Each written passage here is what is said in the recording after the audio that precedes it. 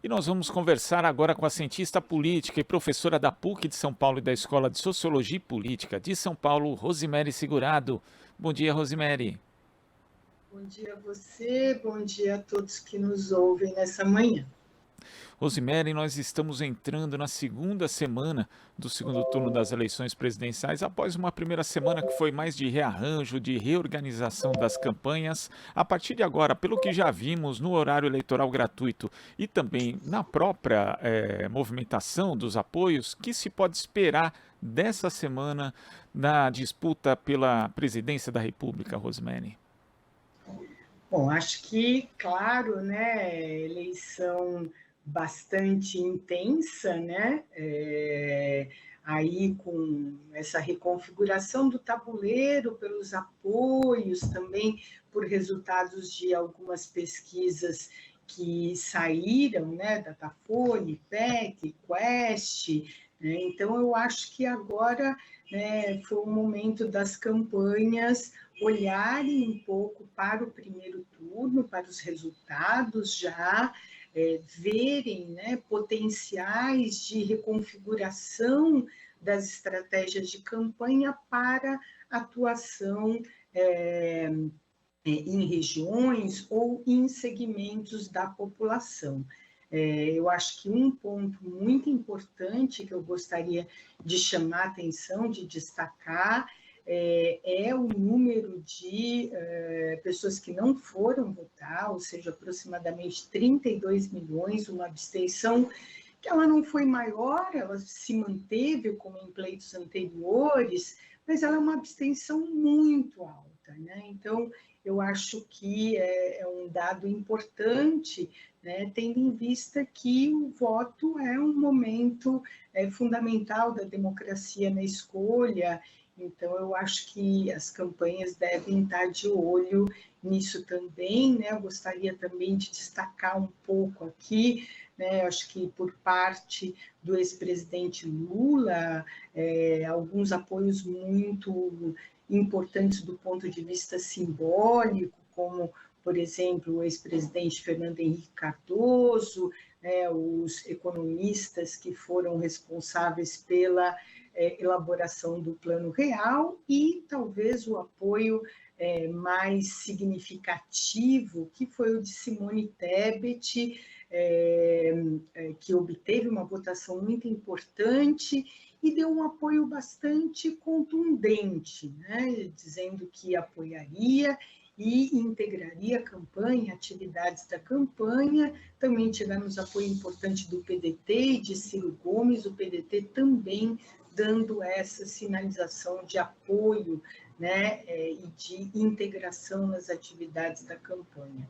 Por parte do presidente Bolsonaro, que nós vimos, né, apoio de governadores eleitos no primeiro turno, claro, apoios importantes, muitos que já estavam com ele, né, que já ou manifestavam explicitamente ou esconderam durante a campanha, como é o caso do governador eleito em Minas Gerais, Zema, e o que a gente vai precisar ver um pouco, principalmente do ponto de vista desses eleitos, o quanto eles vão se engajar efetivamente na campanha. Então, óbvio, a declaração de apoio ela é importante, né, e o presidente Bolsonaro conseguiu essas declarações, então acho que agora é qual o engajamento mais efetivo que esses apoios teriam na campanha, principalmente porque se nós formos pensar, diferentemente de São Paulo, na região sudeste, que nós vamos ter o segundo turno,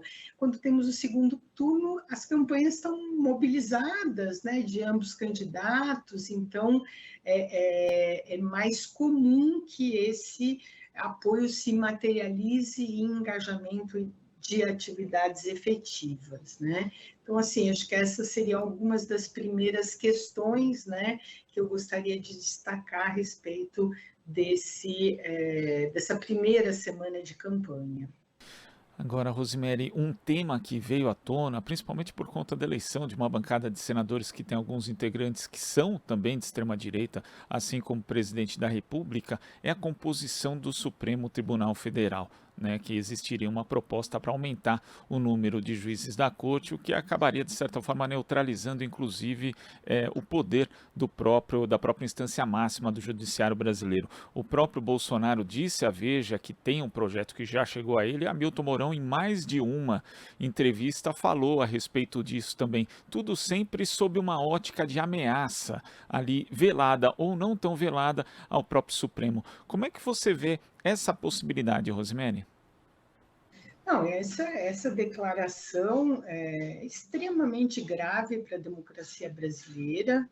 Eu acho não é a primeira vez, acho que, na verdade, o presidente sempre mostra uma dificuldade muito grande em lidar com os demais poderes, quando os demais poderes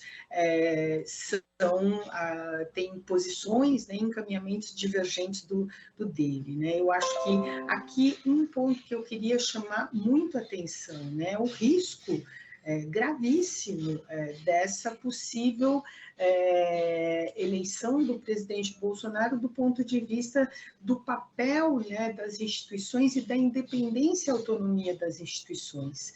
Então, nós vimos que em alguns países que isso ocorreu, como, por exemplo, na Hungria, ou como, por exemplo, nos Estados Unidos, né, o que nós tivemos foi um desequilíbrio dos poderes. Né? Então, essas declarações de um judiciário para apoiá-lo é completamente infundado. Os poderes eles têm que ter independência entre si.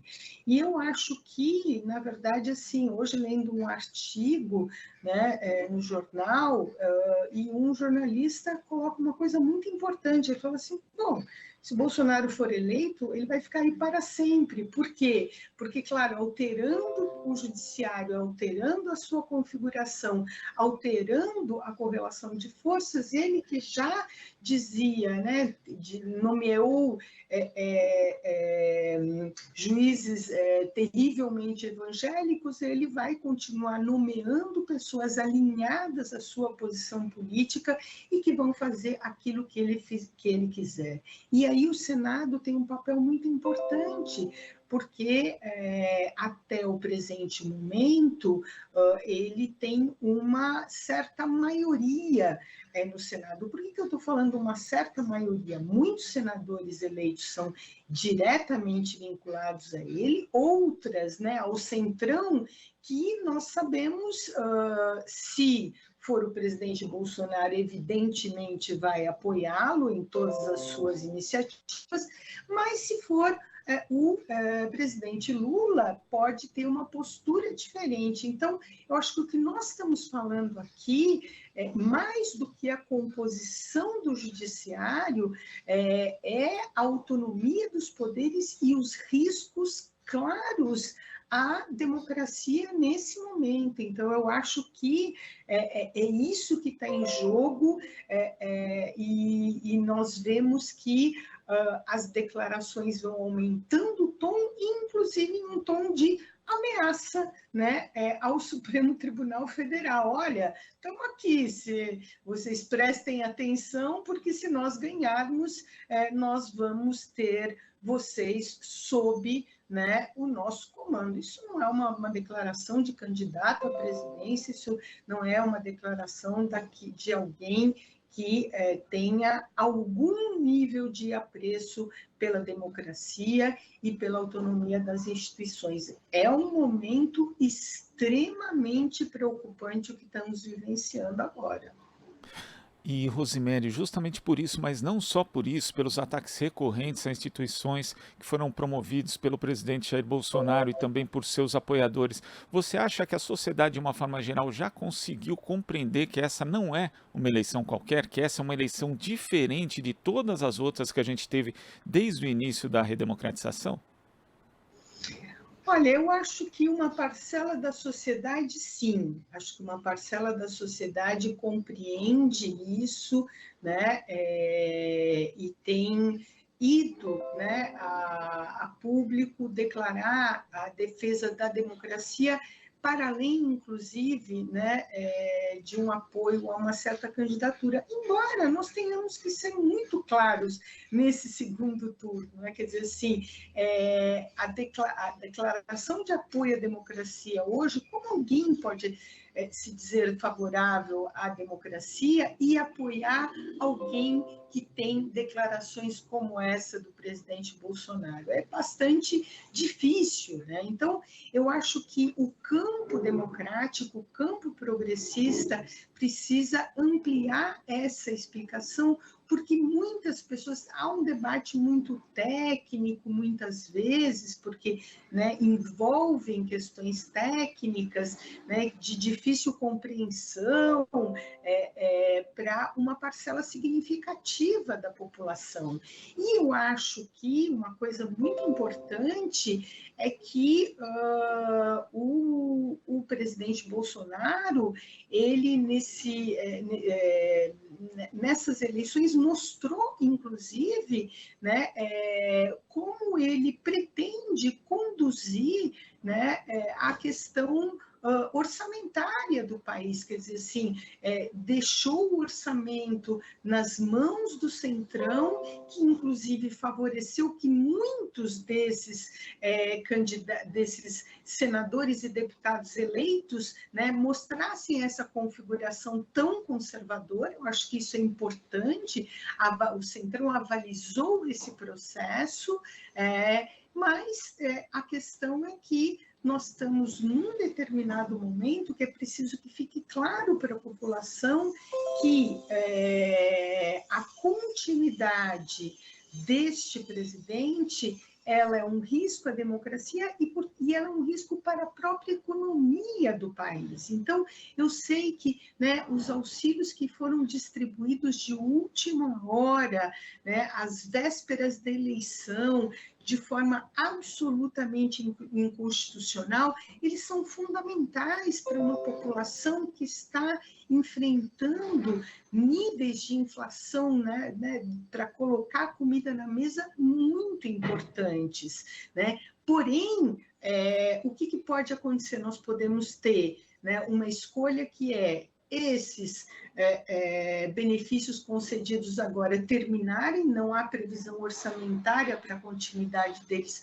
para o próximo ano, ou escolher alguém que efetivamente, né, tenha uma política pública que seja inclusiva e que pense, né, a longo prazo numa forma de diminuir, né, o sofrimento da população. Eu acho que isso ainda talvez não esteja totalmente claro e gostaria de chamar muito atenção para um outro aspecto, que é a produção e disseminação em massa de fake news e desinformação, intoxicando as pessoas nas redes sociais e fazendo com que elas tenham dificuldade, muitas vezes, de definir a sua escolha com informações claras, consistentes e baseadas em fatos, né? Nós estamos vendo isso, né? Quem acompanha esse debate nas redes sociais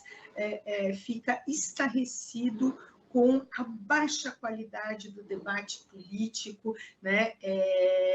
E a maneira como, principalmente, apoiadores do presidente Bolsonaro usam essas redes para espalhar mentiras, boatos, discurso de ódio, estimular a violência entre as pessoas.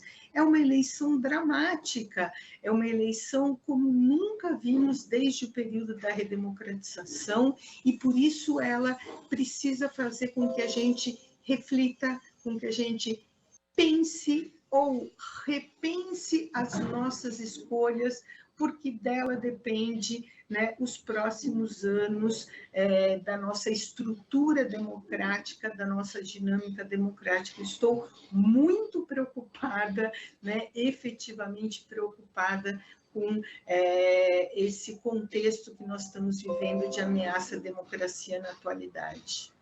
Acho que estamos todos, Rosemary. Quem não está preocupada porque não conseguiu entender ainda a situação em que o país está de fato. Rosemary, queria agradecer demais a sua participação aqui no Jornal Brasil Atual de hoje. Muito obrigado, até a próxima. Eu que agradeço, obrigada. E ouvintes, pensem bem, ainda temos tempo de tomar decisões que primem pela manutenção da democracia no nosso país. Bom dia e boa semana a todas e todos. Boa semana. Conversamos aqui com a cientista política e professora da PUC de São Paulo e da Escola de Sociologia e Política de São Paulo, Rosemary Segurado. Estamos apresentando Jornal Brasil Atual. As notícias que os outros não dão.